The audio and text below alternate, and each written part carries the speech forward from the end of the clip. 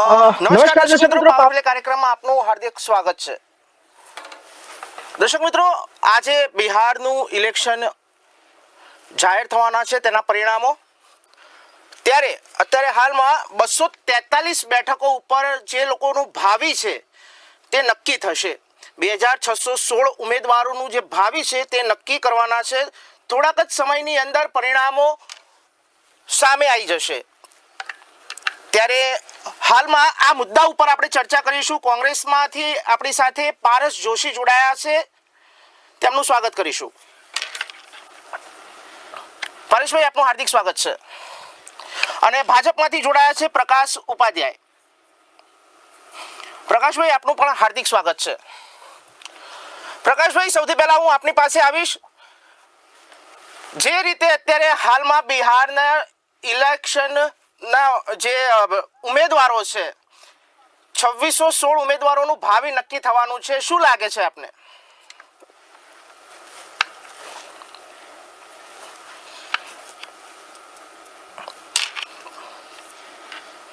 પ્રકાશભાઈ, આપને મારો અવાજ આવે છે? અવાજ કપાય છે તમારો સાહેબ. તમારો અવાજ સંભળાતો કટ થાય છે તમારો. મારો સવાલ એ છે પ્રકાશભાઈ, હવે આવે છે અવાજ? હા, હવે આવ્યો. 2616 લોકોનું ભાવિ નક્કી થવાનું છે, જે ઉમેદવારો છે. શું લાગે છે આપને? ફ્રીજ થઈ ગયા, તમે ફ્રીજ થઈ જાવ છો. ઓકે, લાઈનનું કનેક્શનમાં પ્રોબ્લેમ હશે. પારસભાઈ, આપની પાસે આવીશ. પારસભાઈ, જે રીતે 2616 લોકોનું ઉમેદવારોનું ભાવિ નક્કી થશે, ઘણા બધા વાયદાઓ કર્યા છે કોંગ્રેસે પણ અને ભાજપે પણ. તો શું લાગે છે આપને? શું લાગે છે કેટલી સીટો આવી શકે છે?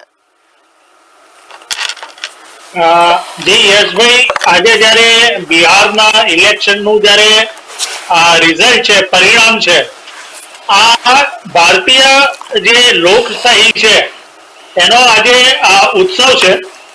અને ચોક્કસપણે તમે જે વાત કરી કે 2616 ઉમેદવારોનું જે ભાવિ જે છે એ આજે જે છે જાહેર થશે.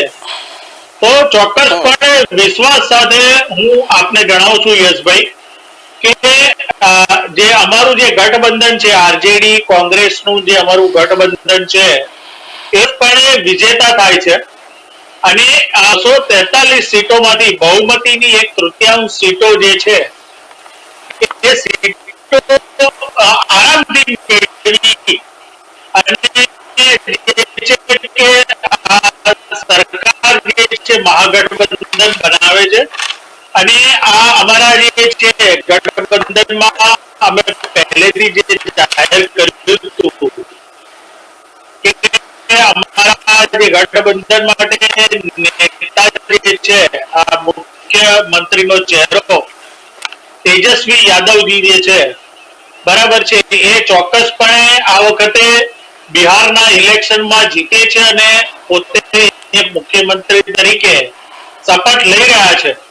તમે જોશો કે લગભગ જે 243 સીટો જે છે બિહારની, લગભગ અમે અમારું જે છે કે 60 થી 61 થી વધારે સીટોથી માનદંડ જે છે એ મેળવે છે. તે બિહારનું જે છે પરિણામ જે છે કે આખો રાજકીય સમીકરણ જે છે બદલાઈ રહ્યું છે.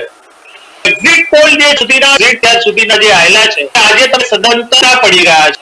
કારણ કે તમે જોશો કે સત્તાધારી જે છે ભાજપ અને જેડીયુ તે શાસનની અંદર કરી રહ્યા, જે રીતે નીતિશ કુમારનું શાસન બિહારમાં જે રીતે હતું જંગલ રાજ, જે રીતે બિહારની અંદર આપણે કહી શકીએ એ રીતનું હતું. એટલે બિહારની જનતા જે છે સંપૂર્ણપણે ત્રસ્ત હતી. તમે જોશો કે બિહારની અંદરનું કોઈ બી જાતનું ડેવલપમેન્ટ જે છે એ ભાજપ અને જેડીયુ નું જે ગઠબંધન હતું એની અંદર થયું જ નથી. જે છે કે અમારા જે નેતા છે રાહુલ ગાંધી વિપક્ષના જે નેતા છે અને કોંગ્રેસના અમારા જે નેતા છે એમણે જે રીતે બિહારની અંદર અને વોટ ચોરીનો ઉઠાવ્યો હતો, વોટ ચોરીનો મુદ્દો કે બિહારના મિનિટ બેસી ગયો હતો, એમને બી ખ્યાલ આવી ગયો હતો કે અત્યારે કે ભાજપ સાથી પક્ષો ચોરી કરી એ સત્તા પર એટલે આ બધા મુદ્દા જે છે હું તરફમાં કહીશ કે બિહારની અંદર જે રીતે મોંઘવારી જે રીતે વધી રહી હતી, જે રીતે તમે ત્યાં આગળ જુઓ કે હિંસાનો દોર જે રીતે વધી રહ્યો હતો ને ત્યાં આગળ એક જંગલ રાજ હતું, ત્યાં આગળ જે દિન પ્રતિદિન હત્યાઓ જાહેરમાં જે રીતે થઈ રહી હતી, ત્યાં આગળ કોઈ ઉદ્યોગ કે ઇન્ફ્રાસ્ટ્રક્ચર ન હતા અને બિહાર જે છે કે એક આજે પિછડા વર્ગનું એક સ્ટેટ જે રીતે ભાજપ અને જેડીયુ ના શાસનમાં બની રહ્યું હતું, એના લીધે બિહારના યુવાનો જે છે, બિહારની મહિલાઓ જે છે, આ બિહારના જે મતદારો છે, વૃદ્ધો છે, એ લોકો ત્રસ્ત થઈ ગયા હતા અને એના લીધે આ વખતે એમણે જે છે કે મહાગઠબંધન જે અમારું જે છે કે એને સંપૂર્ણપણે વોટ આપેલો છે અને તમે જોશો કે પિક્ચર જે છે 11-12 વાગ્યા સુધીમાં ચોક્કસપણે ક્લિયર થઈ જશે અને આ વખતે અમારું જે ઇન્ડિયા ગઠબંધન જે મહાગઠબંધન છે એ સરકાર બનાવી રહ્યું છે. જીએસભાઈ. જી પ્રકાશભાઈ, જે રીતે ભાજપ સરકારે વાયદાઓ આપ્યા હતા મેનિફેસ્ટોની અંદર 1 કરોડ સરકારી નોકરીઓ પૂરી પાડવાનું વચન આપેલું છે, શું લાગે છે રોજગારને લઈને કેટલી સીટો આવી શકે છે? કેમ કે રોજગાર આપનો પહેલો મુદ્દો હતો બિહારની અંદર.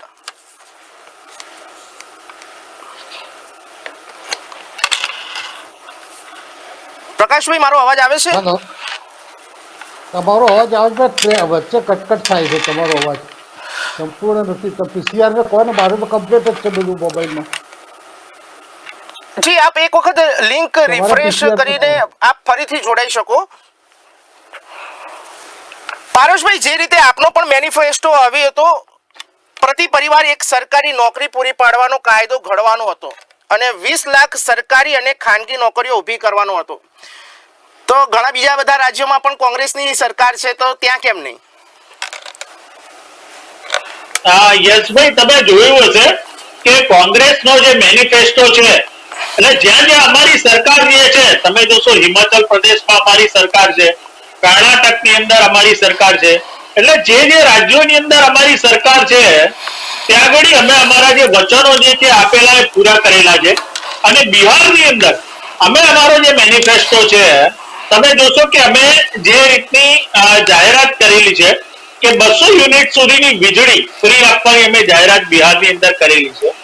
500 રૂપિયાની અંદર ગેસનો બાટલો જે છે આપવાની અમે જાહેરાત કરેલી છે.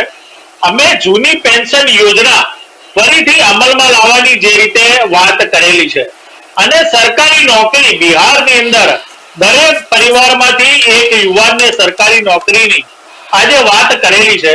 આ બધા જે મુદ્દા જે છે તમે જોશો કે અમે અમારી કોંગ્રેસ સરકારની અંદર ઇમ્પ્લિમેન્ટ કરેલા છે.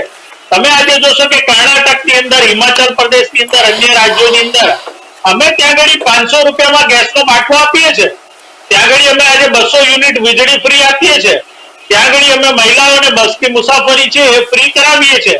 ત્યાં આગળ અમે જે બિહારની અંદર જે રીતે વાત કરી હતી કે 25 લાખ રૂપિયા સુધીનો આરોગ્ય વીમો જે અમે ફ્રી આપવાની વાત કરી હતી, અમે અત્યારે અમે અમારા રાજ્યો જે છે, અમારા જે શાસિત રાજ્યો છે ત્યાં આગળ અમે આ બેનિફિટ આપી રહ્યા છે.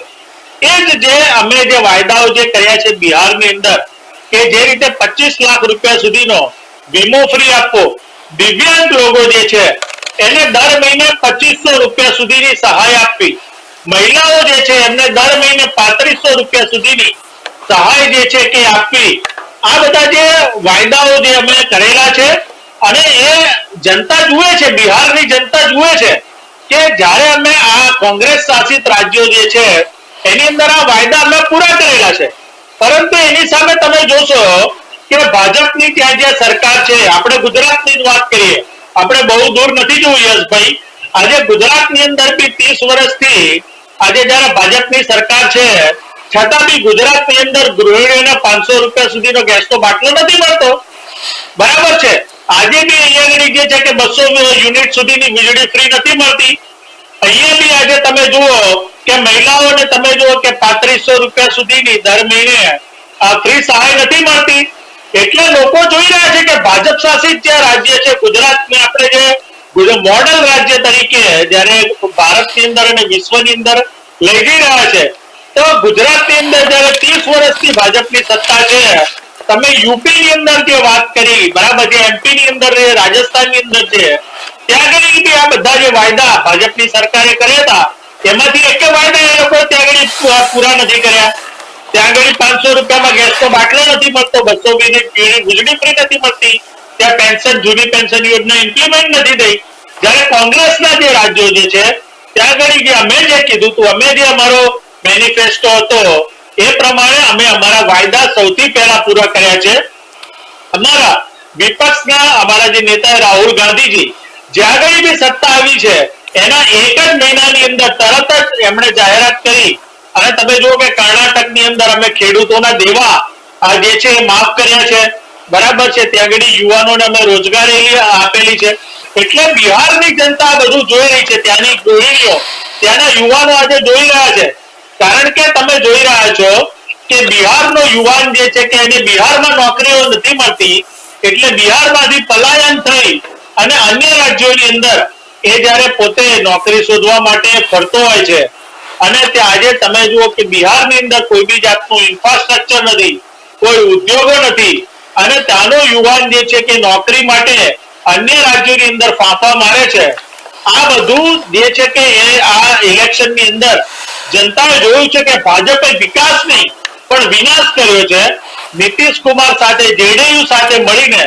કારણ કે નીતિશ કુમારજીની જે રીતની છબી, પક્ષ પલટું જે છબી જે છે એ બધાને ખબર જ છે કે જે પક્ષ જે છે કે એને સૌથી વધારે બહુમતી મળે એના ખોળામાં બેસી જવું અને પોતે મુખ્ય પ્રધાન બની અને સત્તા ભોગવવી, આ નીતિશ કુમારજીનું પોતાની નીતિ રીતિ રહી છે. અને ભાજપ એક વખત જ્યારે પોતે એમ કહેતું હતું કે નીતિશ કુમાર અને જેડીયુ સાથે અમે ક્યારે બેસીશું નહીં, એવા અનેક ભાષણો તમે જોશો કે માનનીય ગૃહપ્રધાન અમિત શાહજી જે છે એમણે અનેક પોતાના ભાષણોની અંદર કીધું હતું કે બિહારની અંદર જેડીયુ જે રીતે જે છે કે ભ્રષ્ટાચાર આચરી રહ્યો છે, જે રીતે નીતિશ કુમારજી સરકાર ચલાવી રહ્યા છે, તો અમે ક્યારેય એમની સાથે ગઠબંધન નહીં કરીએ અને પછી થૂકેલું ચાટીને એમની સાથે જ બેસી અને આજે જયારે સત્તાની વહેંચણી એમણે કરી નીતિશ કુમારજી સાથે, અને આ બધું જે છે કે જનતા જોઈ રહી છે, બરાબર છે. અને જે રીતે ભાજપની આ જે પક્ષો જે છે કે લોકલ જે પક્ષો જે સ્થાનિક પક્ષો છે એને જે રીતે નાશ કરવાની વૃત્તિ એ તમે જોશો કે ભાજપની અંદર રહી છે. એમણે પંજાબમાં અકાલી દળનું અસ્તિત્વ પૂરું કરી નાખ્યું, મહારાષ્ટ્રની અંદર જે છે શિવસેના નું અસ્તિત્વ જે છે કે એને ખાસું નુકસાન પહોંચાડ્યું. આજે બિહારની અંદર બી જેડીયુ ને જે છે એની અંદર બી એમણે ફૂટપાથ છે જે એ કરાવડાવી છે.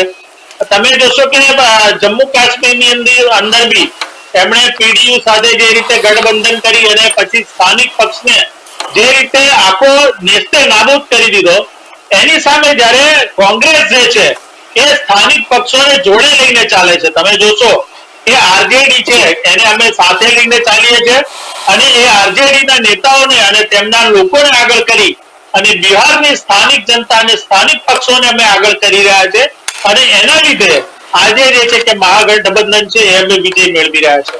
જય યશભાઈ. જી પ્રકાશભાઈ, આપની પાસે આવીશ. જે રીતે વાયદો કરવામાં આવ્યો તો મેનિફેસ્ટોની અંદર 1 કરોડ સરકારી નોકરીઓ પૂરી પાડવાનું, શું લાગે છે પરિણામો ઉપર? કારણ કે હવે મતદાનની ગણતરીઓ શરૂ થઈ ચૂકી છે, કેટલી સીટથી જીતી શકે છે? યશભાઈ, તમને ને અમારા મિત્ર કોંગ્રેસના પ્રવક્તા પારેખ જોશીજીને પણ સવારના રામ રામ, ગુડ મોર્નિંગ. હવે તમે આજે બિહારની ચૂંટણી છે, બરોબર? ચૂંટણીની આજે પરિણામ છે, હમણાં રિઝલ્ટ કમ્પ્લીટ થઈ જશે. મોટી આજની ચૂંટણીના પરિણામો સિવાય બીજી કોઈ ચર્ચામાં હું પડવા માંગતો નથી, હું માંગતો નહોતો. ભગવાનમાં મારે એક વખત મારે મોબાઈલ ચેન્જ કરવો પડ્યો, બીજી બી કાંઈ તમારી ત્યારે પરિસ્થિતિને જરૂર પડી. યશભાઈ, તમે જે મેનિફેસ્ટોની વાત કરો છો, ઘણી વખતે ચાદર કરતા પગ લાંબા થઈ જતા હોય છે. એનું બજેટ કેટલું છે, ત્યાં કેટલી મહિલાઓ છે અને મહિલાઓને જે 3,000 આપવાની વાત, એટલી આપણે 36,000 આપવાની વાત કરે, ઘર દીઠ સરકારી નોકરી આવવાની વાત કરે તેજસ્વીજી, એ મુખ્યમંત્રી બનવાના પ્રયાસ રાખી રહ્યા છે, એ કોઈ કાળે શક્ય જ નથી. કારણ કે બિહારની પ્રજા આખા ભારતના દરેક રાજકીય જે પંડિતો છે કે રાજકીય જે આપણા મતદારો છે આખા ભારતના, બિહારનું જે ધરતી ખરી ને એ આખું રાજકીય દ્રષ્ટિકોણથી અલગ જ સ્વભાવનું મિજાજનું હોય છે. એટલે તમને ખબર હોય કે 20 વર્ષથી નીતિશ કુમારજી છે અમારી જોડે એમડીમાં કેન્દ્રમાં પણ છે અને બિહારમાં પણ છે. અને મને તો 110% ખબર છે, લોકો ગમે તે વાતો કરતા હોય, પરંતુ આજે બપોર સુધીમાં જે પરિણામ આવશે એટલે ભારતીય જનતા પાર્ટી, નીતિશ કુમાર અને અમારા જે સાથી પક્ષો છે, એલજીપી છે, માજીરામજી છે, એ જે હોય મારા પાંચે પાંચ પક્ષો સાથે અમારી સરકાર એનડીએની બની છે અને સુશાસન આપવાની અમારી જે નીતિશ કુમારની જે બિહારની પ્રજા અને ખાસ કરીને યુવા બહેનો, કિસાનો અને જે ઓબીસી વર્ગ જે હોય કે સવર્ણ વર્ગ હોય, તમામ વર્ગનો સરકાર અને સપોર્ટ છે. અમારા વડાપ્રધાન શ્રી નરેન્દ્ર મોદીજીની સભાઓ, અમિત શાહજીની સભાઓ, નડ્ડાજીની સભાઓ, કેન્દ્રીય મંત્રી શ્રીને બધી ગડકરીજી હોય કે યોગી આદિત્યનાથ યોગીજી ઉપસ્થિત હોય, અમારા લાખો કાર્યકરો ભારતીયોના અમારા ભાજપ શાસિત પ્રદેશોના અને એનડીએના જે કાર્યકરો પણ પાયાના કાર્યકરોને ત્યાં આગળ અને જંગી રેલીઓ માસ અને મોટી મોટી સભાઓ કરી અને જે અમારું જે મેનિફેસ્ટો અને એમના મેનિફેસ્ટોમાં એક બાજુ કોન્ફિડન્સ છે, બીજી બાજુ કન્ફ્યુઝ છે. એટલે તમે યશભાઈ જોજો, હવે આજે બીજી કોઈ ચર્ચા કરતો નથી કે ભાજપે જંગલરાજ ક્યારે હતું, શું હતું, શું નહીં, એ બધું જંગલરાજ શું હતું એ તો કોંગ્રેસને ખબર છે, બીજા પક્ષોને ખબર છે, પરંતુ હવે ખાલી બોલવા કરતા આવીને બોલવું એ ખોટું છે. આ 20 વર્ષ પછી નથી કર્યું. તમામ પેરામીટર લોકતંત્રમાં પેરામીટર માપી શકાય મતદારોથી, મતોના ગણતરીથી, અને મત જેને વધારે જે પાર્ટીની મત મળે એ જ સરકાર બની શકે છે. એમાં બીજી એ ચૂંટણીઓ પડતી ગઈ છે, મતગણતરી પણ શરૂ થઈ ગઈ છે. સભાની જેમ ભાષણ કરવું એની અંદર એ ખોટું છે, એનાથી કોઈ હવે ફાયદો નથી. મતો તો બધા બંધ ઈવીએમમાં ગોઠવાઈ ગયા છે, ત્યાં થઈ જશે, ધીમે ધીમે બધાને ચાલુ થઈ જશે, થઈ ગયા પણ હશે.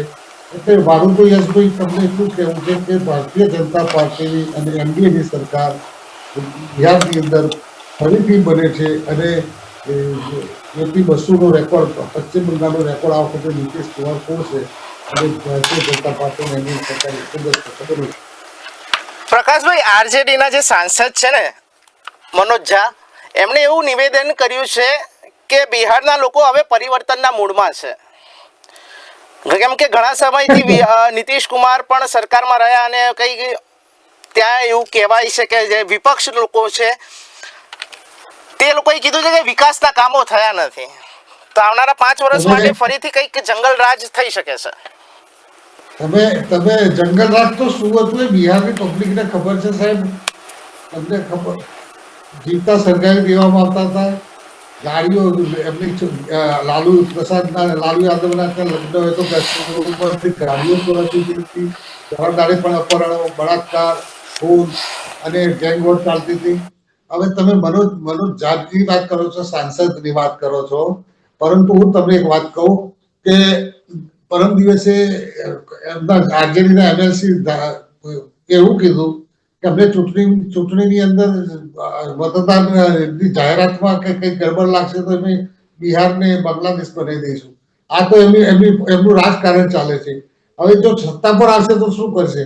હજી તો ક્યાંય ખબર નથી કે એમનો ક્યાંય પત્તો નથી. અને બિહારની અંદર જવાબદાર વ્યક્તિ એમએલસી એમ કહેતા હોય કે હવે એ ગાડી નેપાળ અને બાંગ્લાદેશને શ્રીલંકા બનાવી દઈશું, અમારા રિઝલ્ટ નહીં આવે, કઈ રિઝલ્ટ તો આવવાનું નથી એમને ખબર છે. એટલે પછી હવે ધીમે ધીમે પહેલા ઈવીએમ કરતા હતા, પછી વોટ ચોરી આવી, હવે કે ગડબડ થશે તો અમે આ કરીશું તે કરીશું. એટલે આમાં યશભાઈ કશું એ છે નહીં. મનોજ ઝાની વાત કર્યા વગર આ જે વાતાવરણ દોડવાની વાત કરે છે એ લોકોને ખુલ્લા પડવાની જરૂર છે. મનોજ ઝાની વાતથી અમને કોઈ ફેર પડતો નથી કે ભાઈ જંગલરાજ ફરીથી આવશે, પરિવર્તન થવાનું છે, બદલાવ આવવાનો છે. કશો બદલાવ આવવાનો નથી, પરિવર્તન થવાનું નથી. અને સુશાસન બાબુ અમારા નીતિશ કુમાર ફરીથી આ મુખ્યમંત્રી તરીકે બેસશે. હજી તેલ નહીં, તેલની ધાર નહીં. અને તેજસ્વી યાદવ પણ કહે છે કે આ તારીખ હું શપથ સુધી લઈને આ તારીખથી આ તારીખ સુધી હું ગુંડાઓને મૂકી દઈશ. અરે ભાઈ, તમે પોતે સુપ્રીમ કોર્ટમાં ધક્કા ખો છો ચાલુ ચૂંટણીએ, અને તમે પોતે ચારા ગોટાળામાં, જમીનની સામે નોકરીના ગોટાળામાં, કેટલાય ગોટાળામાં ફસાયેલા છે કોંગ્રેસ અને આરજેડી બંનેના નેતાઓ. અને સત્યની વાતો કરે છે. મારા ગળે નહીં, પણ બિહારની જનતાને અને યશભાઈ તમારા ગળે નહીં ઉતરવું. જે રીતે પ્રકાશભાઈ કહી રહ્યા છે કે જંગલ રાજની બહુ અસર થશે, કારણ કે ઘણી વખત આવા મુદ્દાઓ સામે આવતા હોય છે અને કોંગ્રેસ ઉપર સીધો આક્ષેપ મૂક્યો છે પ્રકાશભાઈએ. કોંગ્રેસ ઉપર નહીં, કોંગ્રેસ તો ત્યાં છે જ નહીં, નથી 3માં નથી 13માં. હું તો આરજેડી ની વાત કરું છું યશભાઈ. મારે પારસભાઈની કોંગ્રેસ સાથે આજે કોઈ લેવા દેવા જ નથી. સાહેબ, કોંગ્રેસ બહુ જૂની પાર્ટી છે દેશની. પાર્ટી જૂની છે, પણ શું કરવાની? કેટલા પારસભાઈ ખબર છે અમે છેલ્લા મુખ્યમંત્રી ક્યારે હતા બિહારમાં, ઉત્તર પ્રદેશમાં, હિન્દી બેલ્ટમાં ક્યારે હતા છેલ્લે ખબર છે અમને? 35 વર્ષથી કોંગ્રેસ તો સત્તામાં નથી સાહેબ.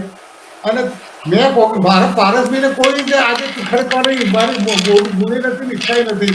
કારણ કે પારસભાઈ ત્યાં આગળ છે જ નહીં. એમની ચૂંટણીની અંદર એમના નેતાઓને ચાલુ ચૂંટણીએ પેલી યાત્રા પર.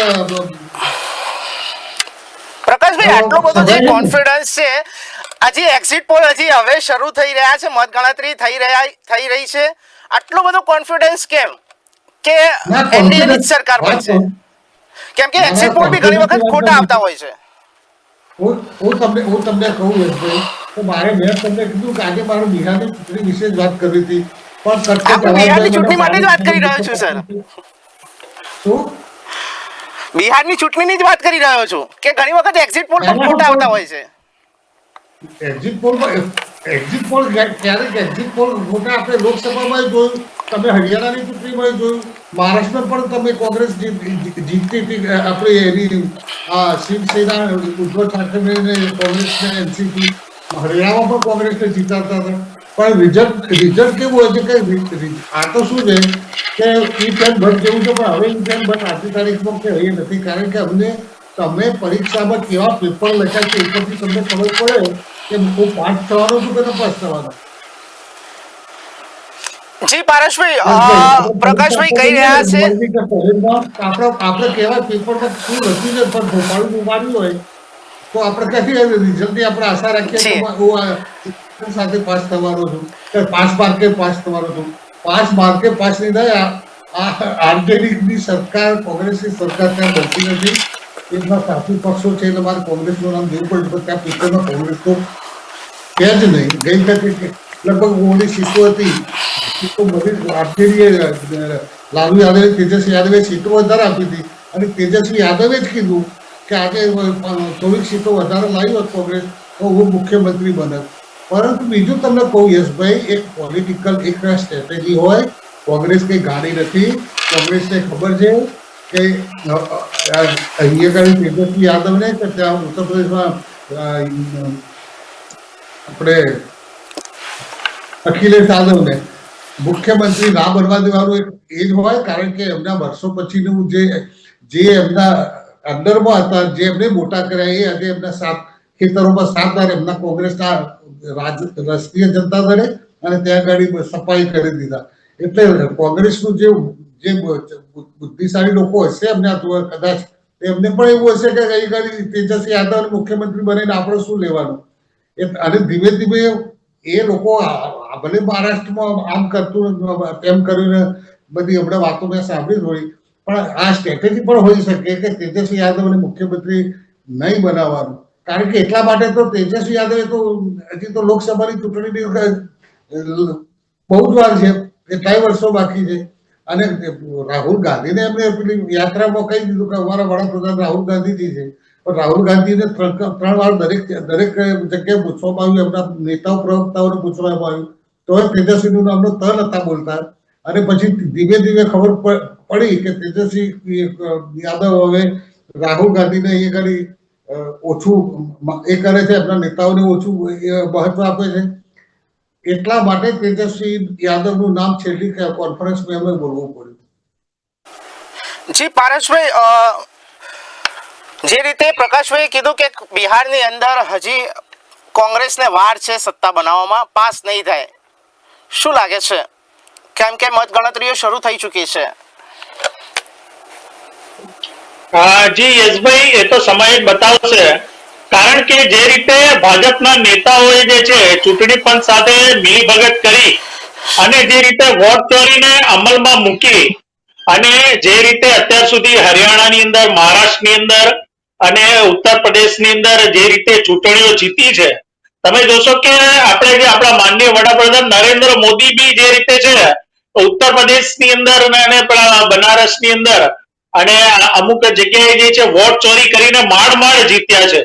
અને આ આખી એક ચૂંટણી પણ અમે તો બહુ સ્પષ્ટપણે આક્ષેપ કરીએ છીએ કે ચૂંટણી પંચ અને ભાજપની મિલીભગતના કારણે જ અત્યાર સુધી આ જે રીતે ભાજપ છે 2014ની, 2017ની અને 2024ની આ ચૂંટણી જે છે એ જીતેલું છે.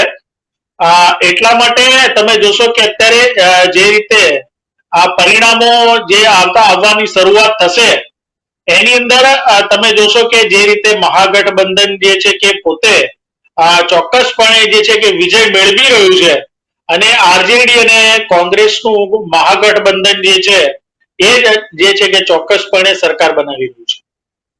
પારસભાઈ, એક મહત્વના સમાચાર એ પણ આપી રહ્યો છું બે દિગ્ગજ મહાનુભાવોને. એનડીએ આગળ વધી ચૂક્યું છે શરૂઆતના વલણોમાં અને રાઘોપુરથી તેજસ્વી યાદવ અત્યારે હાલ લીડમાં ચાલી રહ્યા છે. હવે આઈએ ત્રીજા પક્ષની વાત ઉપર. પ્રશાંત કિશોર, કારણ કે ખૂબ જ જાણીતો ચહેરો અને પ્રધાનમંત્રી મોદી સાથે ગુજરાતમાં તેમણે ખૂબ જ કામ કર્યું છે. પ્રકાશભાઈ, હું તમારી પાસે આવીશ, કારણ કે પ્રશાંત કિશોર એક એવો ચહેરો જેણે નરેન્દ્ર મોદી સાથે ખૂબ લાંબા સમય સુધી કામ કર્યું છે. શું ઇફેક્ટ કરી શકે છે? કારણ કે બે સીટો થી આગળ નીકળી ગયા છે. હેલો, હા યશભાઈ, જી પ્રશાંત કિશોરની વાત કરીએ તો પ્રશાંત કિશોરે જે અત્યાર સુધી ચૂંટણીની દરેક ચૂંટણી મેનેજમેન્ટની અંદર જે રૂપિયા કમાયા હશે એ બધા રૂપિયા આ વખતે પૈસાના જોડે એકલા હાથે એક વન મેન શો કર્યો છે. ભલે કર્યો હોય, લોકતંત્રમાં બધાની ચૂંટણીઓ લડવાની અને પ્રચાર કરવાની અને જીતવાની પણ આશા હોય અને લોકતંત્રમાં ચૂંટણી લડી શકે છે, બની શકે છે. પરંતુ આ જ પ્રશાંત કિશોર જ્યારે નીતિશ કુમારના એડવાઇઝર બન્યા હતા તો તમે કીધું એ પ્રમાણે અમારા વડાપ્રધાન મોદી સાહેબના પણ પેલું ગુજરાતમાં એમને તમે કહો છો એ પ્રમાણે કામ કર્યું છે. કાલે તમે મોદી સાહેબના અને નીતિશ કુમારના ગુણ ગાતા હતા અને એમને સ્ટ્રેટેજી આપતા હતા. આજે તમે પ્રશાંત કુમાર એમ કે જન સ્વરાજ પાર્ટી વાળા જે નેતા એમના કે હવે આ બે કામકાજ સારું નથી અને હું આવીશ તો આમ કરીશ તેમ કરીશ. એટલે પ્રશાંત કિશોર એક્ઝિટ પોલમાં અને ઓપિનિયનમાં પણ એમની 2-3 સીટોથી વધારે કંઈક દેખાતું નથી અને એમનાથી કંઈક મોટો કંઈ ભારતીય જનતા પાર્ટીને નુકસાન થવાનું નથી અને નુકસાન થશે તો પ્લસ માઇનસ કઈ અમારા માટે તો કશું છે ને નુકસાન થશે તો એ પ્રશાંત કિશોર ધારાસભ્યો એમને જેટલા ઉભા રાખ્યા છે એમને નુકસાન થવાનું છે. ભારતીય જનતા પાર્ટી તો હજુ તમને કહું છું સાહેબ, આ તમે ઉદ્ધાર આવી રહ્યા છે ભારતીય એનડીએ અમારી સરકારની સીટો અત્યારની શરૂઆતમાં સુકનમાં સારા સમાચાર તમને આપ્યા છે. તમારો ખૂબ આભાર અને અમે ઈચ્છીએ છીએ અને દ્રઢ અમારું ગણતરી પ્રમાણે છે કે અમારી એનડીએ સરકાર બિહારની અંદર અમે જીતીને બતાવીશું અને સુશાસન મુખ્યમંત્રી નીતિશ કુમારના બીજા હેઠળ સરકાર બનાવવાની તૈયારી કરીશું. પારસભાઈ, તેજસ્વી યાદવ લીડ કરી રહ્યા છે અને પ્રશાંત કિશોર 2 સીટોથી આગળ છે, શું કહેશો? જી યશભાઈ, પ્રશાંત કિશોરજીનું જે ફેક્ટર છે ને બિહારની અંદર એ આ વખતે ચોક્કસપણે કામ કરવાનું છે. કારણ કે તમે જોશો કે આ તમે ભાજપની નીતિ રીતિ રહી છે કે કોઈ બી સારા અને બુદ્ધિશાળી વ્યક્તિઓ જ્યારે રાજકારણની અંદર આવે ને તો એને એવોઇડ કરવાને અવગણવા અને એક અભિમાની વૃત્તિ જે છે ને એ ભાજપની પહેલેથી રહી છે. પ્રશાંત કિશોરજી જે રીતે એક આખા પોલિટિકલ લીડર તરીકે એક રાજનીતિજ્ઞ અને એક આખા એમનો જે વર્ષોનો અનુભવ છે રાજકારણની અંદર એ આખો નિચોવ્યો જે છે એમણે બિહારની અંદર છે અને પોતે પોલિટિક્સમાં આવ્યા છે. અને પ્રશાંત કિશોરજીએ બી પોતે જયારે કીધું હતું કે એમના જીવનની સૌથી મોટી ભૂલ એ હતી કે એમણે ભાજપને સાથ આપી અને ભાજપને જે છે પ્રચાર લોકસભાની અંદર અને દેશની અંદર કર્યો, પરંતુ એમની સૌથી મોટી ભૂલ હતી કારણ કે ભાજપે જે ભ્રષ્ટાચારમાં ડૂબેલો છે અને આ ભ્રષ્ટાચારને દૂર કરવા માટે અને દેશના લોકોને એક સારું નેતૃત્વ આપવા માટે એમણે પોતે પોતાના પક્ષની સ્થાપના કરી અને બિહારની અંદરથી એમણે પોતે જે છે કે એક આ ઇલેક્શન જે છે લડવાની ઘોષણા કરી હતી.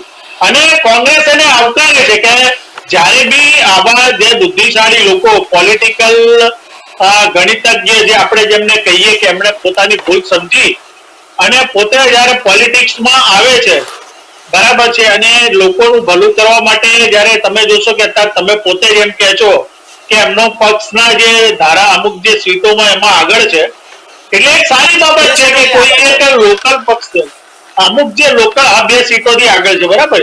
અમુક કોઈ સ્થાનિક પક્ષ આગળ આવે ને એ ભાજપને પહેલેથી ગમતું નથી બરાબર છે. એટલે આજે તમે જોશો કે મેં તમને અગાઉ બી તમને જે રીતે વાત કરી કે અકાલી દળ જે રીતે પંજાબમાં આગળ આવ્યું હતું તો એનો નાશ કરી અને અકાલી દળનો જે છે કે એમણે અસ્તિત્વ જ નામશેષ કરી નાખ્યું પંજાબની અંદર. જે રીતે તમે જોશો કે મહારાષ્ટ્રની અંદર બી ઉદ્ધવ આપણા શિવસેના અને એનસીપી ના જે રીતે ટુકડા એમણે કરી નાખ્યા. એટલે આ લોકોને સ્થાનિક પક્ષો જે છે ને આરજેડી જે કે પ્રશાંત કિશોરનો પક્ષ છે આગળ આવે ને એ ગમતું નથી. જ્યારે કોંગ્રેસ પક્ષ જે છે કે સ્થાનિક પક્ષોને આગળ લઈને ચાલે છે અને તેજસ્વી યાદવ આપે જે રીતે કીધું આગળ વધી રહ્યા છે એટલે ચોક્કસપણે આ વખતે મહાગઠબંધનની સરકારની અંદર તેજસ્વી યાદવજી જે છે મુખ્યમંત્રી બની રહ્યા છે અને નાયબ મુખ્યમંત્રી તરીકે વીઆઈપી નેતા એટલે કે વિકાસશીલ ઇન્સાન પાર્ટીના જે નેતા જે છે અમે જે રીતે વાત કરી હતી મુકેશ સહાય કરીને એ નાયબ મુખ્યમંત્રી તરીકે ચોક્કસપણે શપથ લઈ રહ્યા છે અને 243 સીટોમાંથી 160 થી વધારે સીટો આ જે છે કે મહાગઠબંધન જે છે લાવી રહ્યું છે. અને કોંગ્રેસનું બી તમે જોશો કે ગયા વખતે જે કોંગ્રેસની સીટો હતી એના કરતા વધારે સીટો ઉપર આ વખતે બિહારની અંદર કોંગ્રેસ જે છે એ ચૂંટણી લડી રહ્યું છે.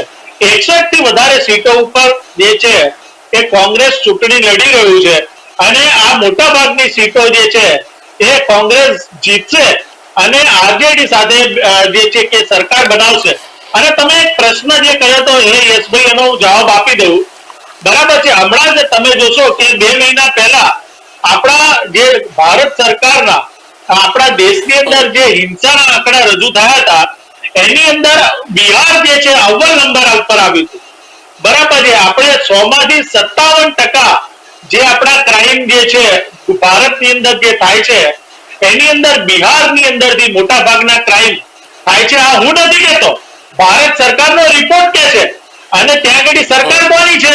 નીતિશ કુમાર ભાજપની બરાબર છે. ખુદ ભારત સરકારે સ્વીકાર્યું હતું કે બિહારની અંદર જાહેરમાં ગુંડાગીરી થાય છે, જાહેરમાં ફાયરિંગ થાય છે, આ ત્યાં આગળ બળાત્કારનો રેશિયો જે છે મહિલાઓ અસુરક્ષિત છે એ સૌથી વધારે જે રેશિયો ભારતની અંદર એ બિહારની અંદર છે.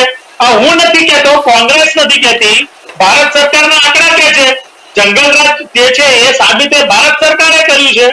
અને અત્યારે જો ભાજપ એમ કહેતું હોય કે અમે નીતિશ કુમારની સાથે રહી અને બિહારમાંથી જંગલરાજ નાબૂદ કરી દીધું છે તો આ આંકડા તમે ક્યાંથી લાવ્યા? આંકડા તો તમે જ રજૂ કર્યા છે, અમે તો રજૂ કર્યા નથી. અને તમે ત્યાં આગળ જુઓ કે ત્યાંની મહિલાઓ જે છે, ત્યાંના યુવાનો જે છે, ત્યાંના ખેડૂતો જે છે, ત્યાંના વૃદ્ધો જે છે એ લોકો પોતે એમ કહી રહ્યા છે કે અમે જે છે વધારે અસુરક્ષિત છે.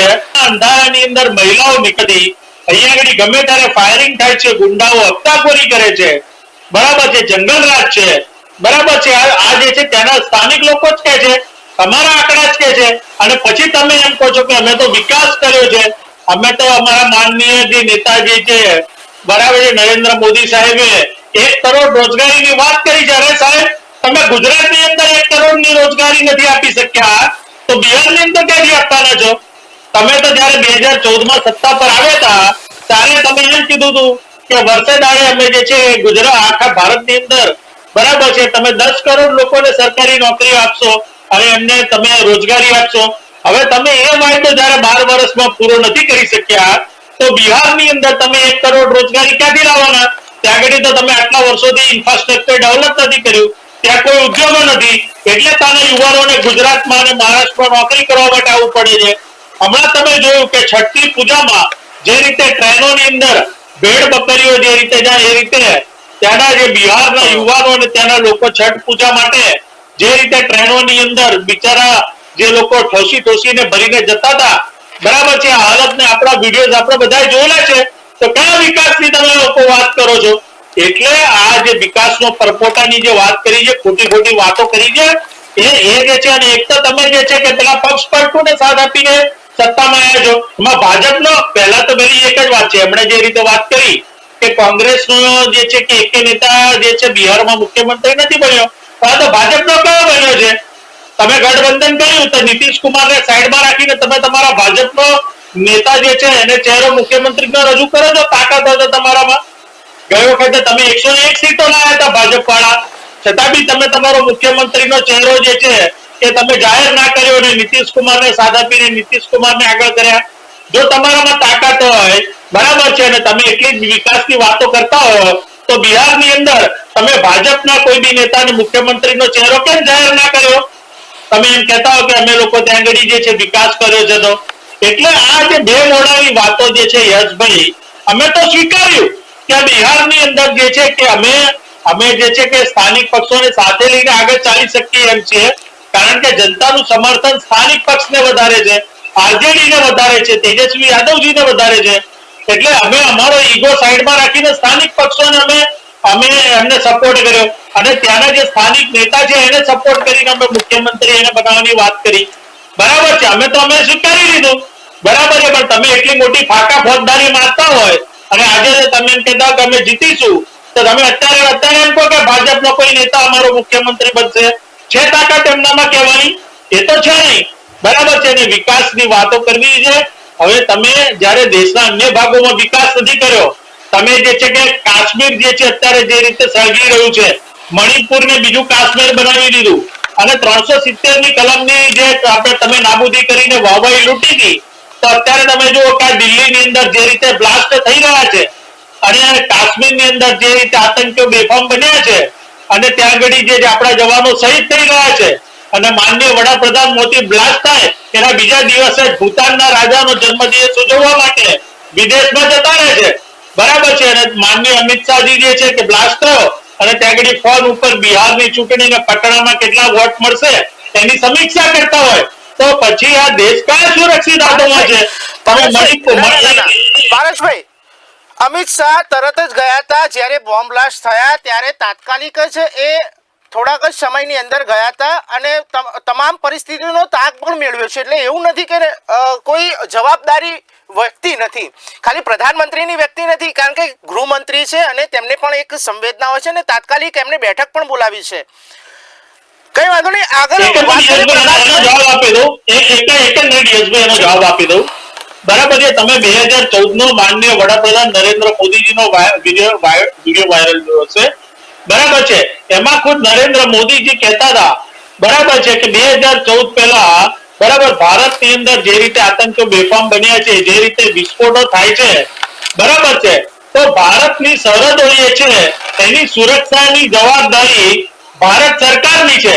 તો આ વિસ્ફોટો જે છે ભારતની સરહદની અંદર આવે છે કઈ રીતે અને આ નાગરિકોના મોત થાય છે કઈ રીતે, તે 2014માં માનનીય નરેન્દ્ર મોદીજીએ કીધું હતું બરાબર છે. તો હવે જયારે ભારત સરકારની જવાબદારી હોય કે આપણી ભારતની સુરક્ષાની જવાબદારી, તેની સરહદોની જવાબદારી એ ભારત સરકારની અને ગૃહમંત્રીની હોય છે, છતાં બી આવા બનાવ બને છે અને કોઈ બી રાજકીય વ્યક્તિ જે છે બરાબર છે, ગૃહમંત્રી છે કે વડાપ્રધાન છે બરાબર છે. કોઈ બી નેતા એ જવાબદારી સ્વીકારીને રાજીનામું નથી આપતો. બરાબર છે. 2014 પહેલા આવી ઘટના બનતી હતી તો રાજીનામું આપતા હતા બધા લોકો નેતાઓના. આ લોકો કોઈ બી જવાબદારી સ્વીકાર્યા વગર, બરાબર છે, રાજીનામું આપ્યા વગર, અને એ આક્ષેપો 2014 પહેલા કર્યા હતા, એ આક્ષેપો આજે જે છે કે ભાજપ ઉપર લાગી રહ્યા છે. તો મીડિયા એ સવાલ બી એમને પૂછવા જોઈએ કે આ બધા વિસ્ફોટો જે છે, બરાબર, એ સામગ્રી આવે છે ક્યાંથી? ભારત સરકારની જવાબદારી છે કે આખી સરહદોની સુરક્ષા કે ભારત સરકારની હોય, છતાં બી આ બધા આતંકી હુમલા થાય છે, તો એની જવાબદારી કોની? એ બી સવાલ જે છે કે ભાજપને પૂછવો જોઈએ. જી પ્રકાશભાઈ, પારસભાઈએ સીધો આક્ષેપ કર્યો છે સુરક્ષાને લઈને, અને જોડતોડની સરકાર બનાવીને લઈને પણ આક્ષેપ કર્યો છે. જો બિહારની અંદર એનડીએ સીટો ઓછી મળે છે. યશભાઈ, આજે આપણો મુદ્દો છે ચૂંટણીનો બિહારનો, અને 2014 ને ક્યાંથી દારૂ ગોળું આવે છે, ક્યાંથી બોમ્બ આવે છે, ક્યાંથી મટીરિયલ આવે છે. પકડાય છે ને, અમદાવાદ પકડાયું, ફરીદાબાદ પકડાયું, કાશ્મીર પકડાયું. આજે તમે જુઓ જે પેલો ઉંમર હતો એના ઘરનો પ્લાસ્ટિક થઈ ગયો. એટલે આ બધી ચૂંટણીમાં હાર જોઈને જુદી જુદી વાતો કરવી અને ટાઈમ પાસ કરવો કે 2014માં આમ કહેતા હતા, મોદી સાહેબ આમ કહેતા હતા, તેમ કહેતા હતા. અરે ભાઈ, આજની ચૂંટણીની વાત કરો. તમે હારો છો, તમે ત્યાં 2 અંકમાં આવતા નથી, 8-9 તમે અટકી જવાના છો. અને તમારે તો શું છે કે તમારે તો દર ચૂંટણી આવે એટલે સ્થાનિક પક્ષ રાજકીય, તમે કહો છો કે રાજદ ને મજબૂત કરતો અમે બિહારની અંદર નીતિશ બાબુનું અમારી જનતા જેડીયુ પણ સ્થાનિક રાજકીય પક્ષ જ છે. અમે એમને સપોર્ટ કરીએ છીએ. અમારી જે વિચારધારા છે ને, જે સુશાસન અને જે કોઈ પણ જાતનું એ કર્યા વગર કેન્દ્ર સરકારનું જે ડબલ એન્જિનની અમારી સરકારો હોય છે, જે રાજ્યની અંદર, એનો લાભ અમે દરેક રાજ્યમાં આપતા હોઈએ છીએ. અને બિહારને મોદી સાહેબના આવ્યા પછી કેટલાય સમયથી બિહારના રોડ, રસ્તા, હોસ્પિટલો, રેલવે, ઇન્ફ્રાસ્ટ્રક્ચર, ઇન્ડસ્ટ્રીઝ, એનો જે વિકાસ થયો છે, મોબાઈલ ટીવી પર બેસીને નહીં, ત્યાંની જે પબ્લિકને ખબર પડે. આપણે કહીએ ખોટું છે, ત્યાંની પબ્લિકને ખબર પડે કે પહેલાં મારે પાટણથી પટણાથી ત્યાં જવું ગયા 8-9 કલાક થતા હતા, અત્યારે અમે 1.5-2 કલાકમાં પહોંચી જઈએ છીએ. બીજી વસ્તુ અમે કીધું કે જે વાત કરી વોટ ચોરીની, ખરેખર તો એમના જોડતોડની સરકારની વાત કરી એમને કે અધર સ્ટેટની અંદર તો જોડી તોડીને સરકાર બનાવે છે ભાજપ. તેમને એ વાત કરી છે. અરે સાહેબ, તમે સાહેબ એમના શાસનની અંદર વડાપ્રધાનો જે એમણે બનાયા સપોર્ટથી, કોકને 4 મહિના માટે, કોકને 1.5 મહિના માટે, આ કે ગુજરાતથી માંડીને દેવગોડા, ચંદ્રશેખર, જેટલા એમણે વડાપ્રધાનો બનાયા. કારણ કે એમનો તો નહેરુ ગાંધી ખાનદાન સિવાય કોઈ વડાપ્રધાન બચતો જ નહોતો. અને આજની તારીખમાં પણ જે 35 ચૂંટણીઓ હાર્યા છે એમના નેતા રાહુલ ગાંધી, આજે મસ્કતમાં પડે છે ને ચૂંટણી એવી છે. એમને તો આજે ખરેખર બિહારમાં રહેવું જોઈએ. અને હારે કે જીતે, રાહુલ ગાંધીએ જો એલોપી નેતા બનાવ્યા હોય, તમે દરેક રાજકીય પક્ષોને બધા ભેગા થઈ, તો રાહુલ ગાંધીની ફરજમાં શું આવતું હતું આજની તારીખમાં? એમને મસ્કત ફરવા જવાનું હોય, ચૂંટણી પછી પદયાત્રા કરીને કંબોડિયા અને મલેશિયા ફરવા જતું રહેવાનું. અહીંયા આગળ તેજસ્વી યાદવના ખભે ભાર મૂકીને જતું રહેવાનું. એમની હારો કે જીતો, તમારે એમની જોડે પડખે તમારા પાર્ટીના તમારા જે છે રાજકીય નેતા, તમારા એમના હેઠળ તમે ચૂંટણી લડો છો કોંગ્રેસની, જે સીટો મળી છે એમાં, તો તમારે આજે અહીં રહેવું પડે. તમે શું કામ કહો છો કે જોડતોડની એમણે જોડતોડની વાતો કરતા જ નહીં. તમે યુપીમાં કેટલા વર્ષથી છો? તમે બિહારમાં કેટલા વર્ષથી છો? મધ્યપ્રદેશ, રાજસ્થાનમાં બીજી તમારી મધ્યપ્રદેશની અંદર તમે જુઓ, હરિયાણાની અંદર જુઓ. એટલે અને એમણે જે અકાલી દળની વાત કરીને, અકાલી દળમાં તો એમને જે કિસાન આંદોલન વખતે કિસાનોને જે પ્રોબ્લેમ હતો એના લીધે અકાલી દળે એમને ટેકો, એમના 1-2 કેન્દ્રમાં હતા મંત્રીઓ, તેમને રાજીનામા આપ્યા. બીજી બધી વાતમાં હું પડતો નથી, પણ આજની બિહારની ચૂંટણીની અંદર જે સિદ્ધાંત બિહારમાં જે હજી તમારી તમને એક સમાચાર આપી દઉં બે મહાન અનુભવોને કે એનડીએ નો 100 નો આંકડો પાર કરી દીધો છે. અત્યારે એક મહત્વના સમાચાર સામે આવ્યા છે. પારસભાઈ અને પ્રકાશભાઈ, આ બેને છેલ્લો પ્રશ્ન, શું લાગે છે કેટલી સીટોથી, કારણ કે હવે મતગણતરી શરૂ થઈ ચૂકી છે, કારણ કે 100 નો આંકડો એનડીએ પાર કરી દીધો છે. છેલ્લો પ્રશ્ન, કઈ રીતે જુઓ છો, કેટલી સીટોથી આગળ વધશે? 160 સીટ ઉપર અમે એનડીએ આગળ આવશે, અમે સરકાર બનાવીએ છીએ. જી પારસભાઈ. જી યશભાઈ, અમે 160 થી વધારે સીટોથી ખરા ભાઈ મહાગઠબંધન જે છે એ સરકાર બનાવી રહ્યું છે. તેજસ્વી યાદવજી છે એ મુખ્યમંત્રી બની રહ્યા છે અને એ 1 વાગ્યા પછી જે છે તમામ મીડિયા આ સમાચાર આપશે. જી યશભાઈ. જી ચોક્કસ, આપ બે મહાન અનુભવો જોડાયા ત્યારે અત્યારે હાલમાં મતગણતરી શરૂ થઈ ચૂકી છે દર્શક મિત્રો, ત્યારે 100 નો આંકડો પાર થઈ ચૂક્યો છે. ત્યારે આવનારા કલાકોની જ અંદર ખબર પડી જશે કે દૂધનું દૂધ અને પાણીનું પાણી થઈ જશે કે કોણ જીતે છે અને કોણ પક્ષમાં અને કોણ વિપક્ષમાં બેસશે. આ બે મહાન અનુભવો જોડાયા તે બદલ ખૂબ ખૂબ ખૂબ આભાર. ધન્યવાદ. તો દર્શક મિત્રો, બન્યા રહો છો VR લાઈવના કાર્યક્રમની અંદર, કારણ કે તમામ અપડેટ આપતા રહીશું. જે રીતે રુઝાનો આવતા રહેશે તેને લઈને અમે અપડેટ આપતા રહીશું, કારણ કે જે રીતે અત્યારે હાલમાં 2616 લોકોનું ઉમેદવાર ભાવિ નક્કી થવાનું છે અને 2020ની અંદર જે ચૂંટણી યોજાઈ હતી તે કરતાં આજે 10% આ વખતે મતદાન વધુ થયું છે. ત્યારે એનડીએની જે સરકાર છે તે 100 મતોથી આગળ વધી રહી છે, 100 સીટથી આગળ છે. ત્યારે હાલમાં હવે જોવાનું છે કે સરકાર કોણ બનાવશે.